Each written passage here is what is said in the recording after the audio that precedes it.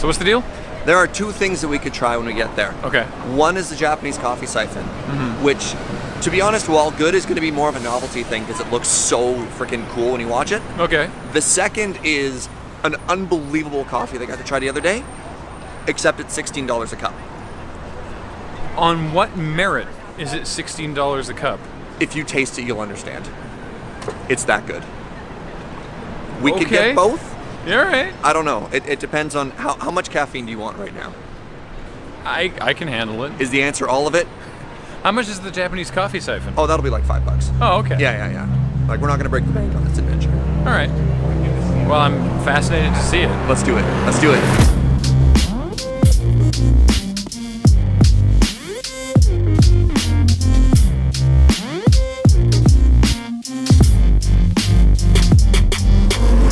So this is a coffee siphon. Okay. Really exciting stuff. We have a heat source at the bottom. This is a little like butane burner.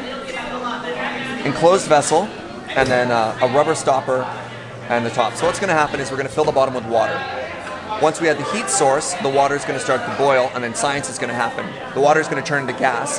The gas is going to displace all the water. So the water is going to flow up through this vacuum seal up into the top area. You'll notice there's a filter in the middle. Then he's going to add the coffee, let it extract over a certain amount of time. And then when he's done with the extraction, he's going to cut the heat source. Science is going to reverse itself, and then the water is going to go back and down into the bottom. Now what's really neat is because this is sealed, it's going to create a vacuum as the water goes back down, and it's going to suck all the flavor out of the coffee. So you're going to end up with a very light, very tea-like coffee, and a very aesthetically pleasing brew method. There's a lot of like steps to the vacuum pot, or siphon, either way. Yeah. But in terms of like technicality, I would say it's one of the easier brews that we do manually. Like once you have the do this, there's not a lot of room for error. Like you can get a pretty good consistent brew out of it, which I like. Yeah. Consistency is the name of the game. It really is. So wait till it gets fully boiling, then seal it, and then it's really neat watching it go up. I kind of always wish there'd be like a laser light show and like electronic music or something happening when you're watching this thing go, because it's just so cool to watch.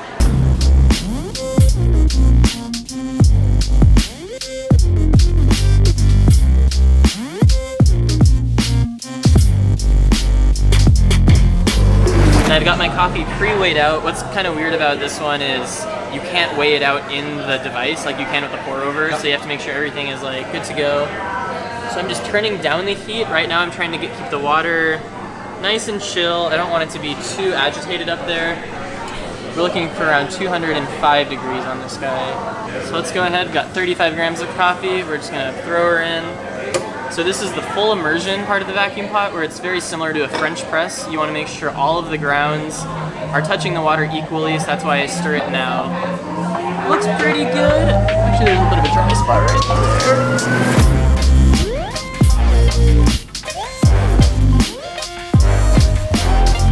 Yeah, nice and wet. Got my timer going, and this is the bloom, as you experience with a lot of other methods, trying to get the CO2 to release from the grounds. Feel free to like stick your nose in there if you want to give it a smell.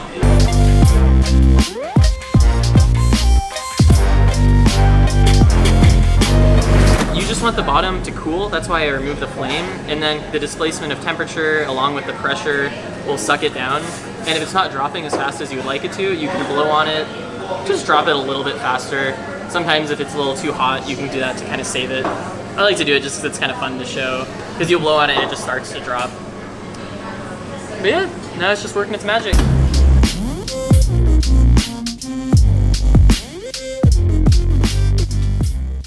And then something to be careful of, it's going to be really hot. Very hot. Like as you can see, we had the heat source on there the whole time. A lot of coffee, you start with boiling water, and then you brew and it cools the whole way. This has been kept at temperature the whole time, so it's going to be warm. Yeah, this coffee more than any, you really want to like let it cool and develop over time.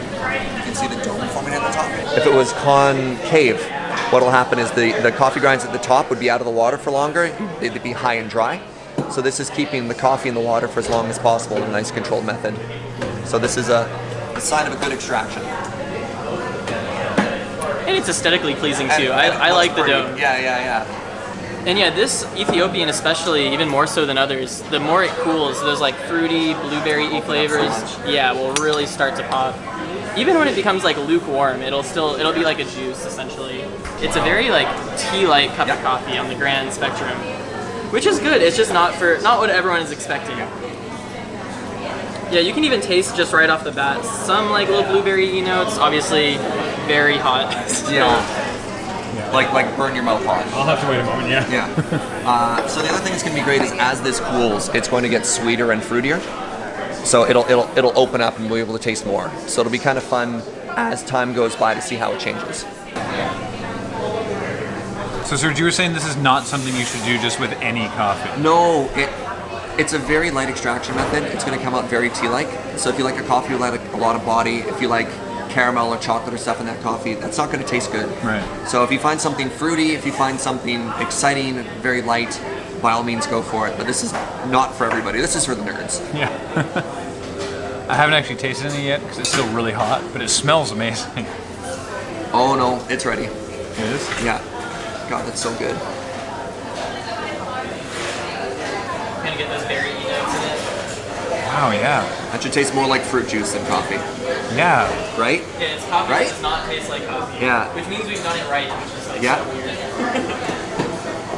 A lot of people say I don't like how coffee tastes. I'm like, you're drinking the wrong coffee. Exactly. Wow. That's so different than other coffee. Like it definitely, to me, it still tastes like coffee. For all you saying, Yeah. you know, it's coffee that doesn't taste like coffee. To me, it still tastes like coffee, just different than any other coffee I've had. So as this cools, it's going to continue to get more sweeter. It's going to get more fruity. Yeah, which I've noticed. Yeah, and the reason that's happening, one is the temperature is cooling, which is making it easier to taste stuff. But the other thing that's happening is there's little particulates of coffee that are floating in here, which is why coffee is brown and not just clean water. Right. So as it continues to extract, more flavor is going to come out, more sweetness is going to come out. Okay. There's going to get a point where that is going to get bad, unfortunately. Right. And that's why hot coffee isn't good. Fresh coffee is good. Like, if you hold coffee at temperature for a long amount of time, it's going to continue to extract, it's going to get muddy, it's going to get gross. So even if you hold a pot of coffee warm for 3 hours, it's going to be nasty, it's going to be muddy, it's going to be over-extracted. Yeah, keeping it warm doesn't do anything. It's that freshness you want. I guess it'll be better than cold, bad coffee. Yeah. For the record, the worst coffee I've ever had was a latte from Tim Hortons. I mean, I could have told you that ahead of time. In Canada, a bunch of people, I understand that this is a sort of a parallel to Dunkin' Donuts in the US. In Canada, a bunch of people are like Starbucks drinkers or Tim Hortons drinkers. And I haven't had plain Tim Hortons coffee. Normally I get their tea, and their tea is fine. The steep tea is actually great. Yep. But I was like, I'll just have a latte. Because I've heard that Tim Hortons coffee is bad, but a latte is kind of hard to mess up because it's lots of milk. This was appalling. But this is fantastic. If your milk is bad, everything's going to be bad. That's sort of the unfortunate side there.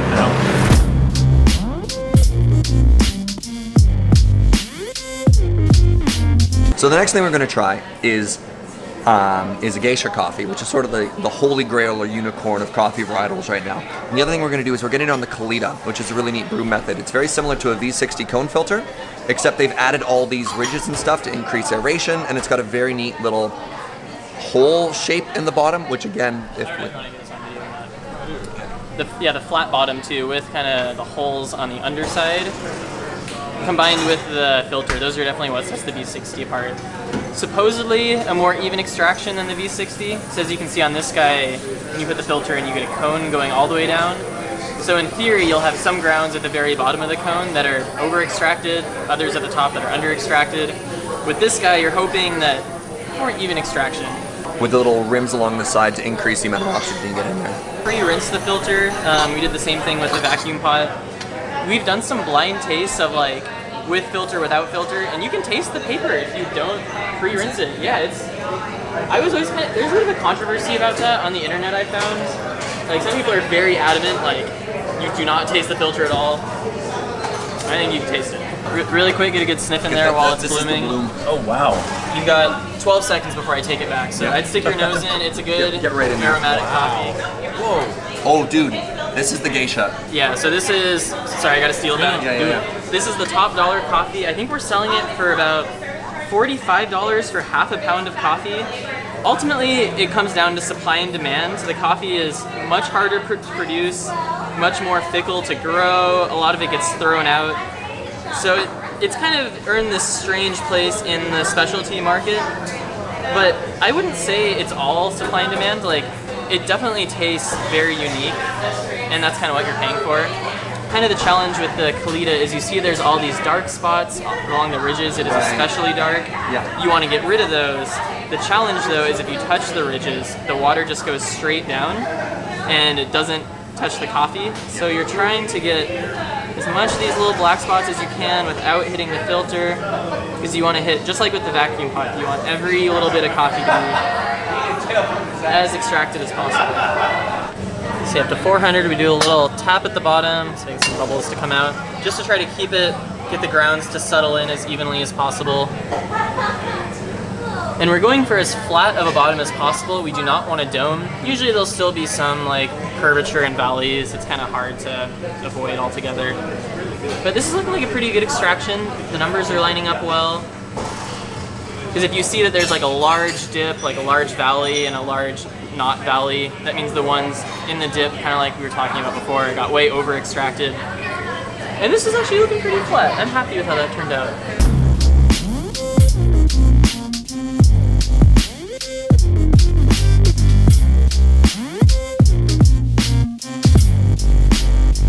I hope you're ready. I mean, even just the smell is amazing with this. Awesome. You guys enjoy the coffee. Let me know if you need Thank you very much. Thank you.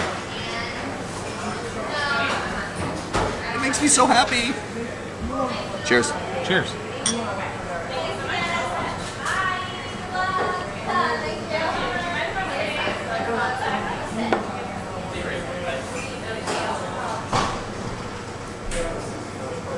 It's really good. Yeah. So the last one is fruity. What this one is known for is its complexity. Yeah. It'll have aftertaste, it'll have acidity, you'll feel it all over the place, and it'll I just want to do another rinse. it'll just hit all these little check marks. And you're like, wow. And just so the last coffee was sweet, it was fruity, Yeah. but in that way it was kind of one-dimensional. This is all over the place. I think what I'm learning is that I do not have as subtly refined a coffee palate as Serge does. It just takes practice. I know. Yeah. This is, to be fair, this is delicious, and it definitely has a lot going on. But it's, I can't help but feel like I'm missing out. There's nothing to miss. If you like it, you like it. That's all that matters. It's kind of intimidating to be handed something and be like, do you taste this? Because you're like, no. Yeah. But if you can taste one and then the other and be like, hey, is one fruitier than the other? That's easy to point out. It seems even more sweet and fruity now. Right? Yeah. Serge is having a wonderful time. So am I. But I'm just worried that in my face I'm like, yes, interesting. I'm worried I I'm look just, like, angry. crying. Yeah, I'm you're just just crying. like, they should have sent a poet. They taste so different. Yeah. On the spectrum of coffee snobbishness, I'm definitely like above the halfway mark, right? Like I will go to Starbucks or whatever, but I tend to prefer, independent coffee shops. But I mean, I don't know if I'm $16 on board with the geisha, but it's very good. Remember how we were talking about how coffee cools, how it changes? Yeah, it's much cooler now. Well, not only is it cooler, but you'll also notice it's not as clean. Yeah. So it'll be heavier. You'll feel some sediment in your mouth. Yeah. It'll be closer to milk than water, and that again is that extraction coming out. That's just because it's been a few minutes since it was made. You might also notice tannins. Yes. So your tongue is going to be drying out a little bit, Yeah. and that's another sign of over extraction. But it's still. So we should finish this now then. Yeah, the sign of a high quality coffee is how long after it's been brewed, as it cools, that it's still pleasant. And this has been 12, 15 minutes now. And I think we're just over very, Yeah. very drinkable. I think we're just approaching the tipping point. Yeah, no, absolutely. Yeah. It will get bad, unfortunately. All coffee gets bad, Serge. But not all coffee has to start there. And that's why I like we're that. here at Seattle Coffee Works. Unpaid endorsement.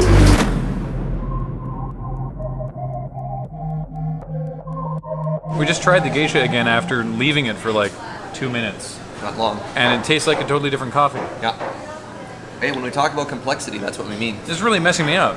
It's transformed. Yeah. Was it 16 for the whole thing, or for each person? Oh no, for the brew. Okay. Yeah, no, this wasn't $30 for both of us to enjoy that. Don't worry about that. Cool. Yeah. That's a little more palatable then. Yeah. Because then, I'll routinely spend, $4.50 or whatever on a coffee. So Yeah. $8 is not crazy for like an experienced coffee. No, and you're sharing it. Yeah. Okay, cool. No, that's nice. Got to meet a cool barista. Yeah. I have the same shirt. That was super fun. Yeah. Yeah. Welcome to my world. I don't know if I got as much out of it as you did, but that was a fascinating experience. It was really tasty coffee. And now I hopefully have enough caffeine to carry me through the improv panel later tonight. We just had a lot of coffee. I think Yeah. we'll be fine. Yeah.